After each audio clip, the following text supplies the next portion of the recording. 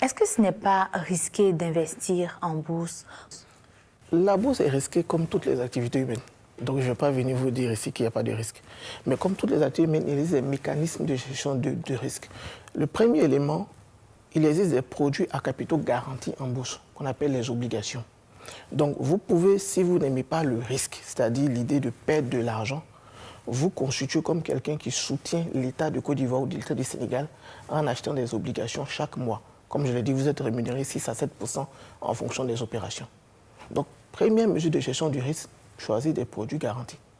Deuxième chose quand on parle du risque, les gens imaginent souvent les entreprises comme aux États-Unis, du type start-up qui arrivent, qui lèvent des fonds. Et comme toutes les start-up qui peuvent ne pas réussir, ce n'est pas ce type d'entreprise qu'on a à la BFM. On a de grandes entreprises qui sont assises sur des monopoles ou des quasi-monopoles. La BFM est une bourse qui a ses entreprises. Ça n'a rien à voir avec la bourse américaine. Et troisième idée, c'est la volatilité. Donc les gens ont peur de la bourse parce qu'ils se disent, je vais mettre de l'argent, s'il y a un problème, mon argent va baisser fortement ou des choses comme ça. À la BFM, il y a une balise mécanique qui a été mise en place depuis la création du marché, qui fait que même avec une société d'EVA dont je tairai le nom, qui a eu de très mauvais résultats cette année, presque moins 80%, l'action n'a baissé que de moins 7,5%. Parce que c'est la balise mécanique sur les variations des cours de bourse chaque jour. Donc peu importe le problème que l'entreprise a, l'action ne peut baisser que de 7,5% par jour. Donc c'est ces trois idées-là, déjà les produits à capitaux garantis, la solidité des entreprises, et le fait d'avoir bloqué la volatilité que nous on propose comme mécanisme de gestion de risque.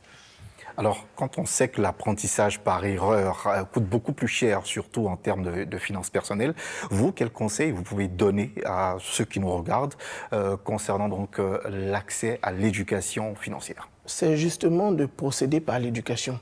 C'est-à-dire c'est l'éducation qui permet d'avoir les capacités d'exercer dans un domaine en mitigeant le risque. Ça, c'est un.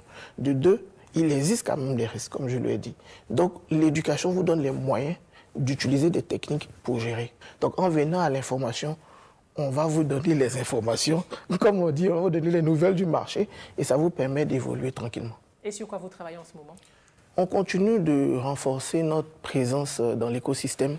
Aujourd'hui, tout le monde a compris que pour le développement du marché, il y a les acteurs techniques, comme les SG, les SGO, et il y a aussi la nécessité d'avoir des écoles de formation qui font un travail et qui vous envoient des investisseurs qui savent ce qu'ils font. Brice Kwao, merci d'avoir répondu aux questions d'RTI Money. Merci pour l'invitation.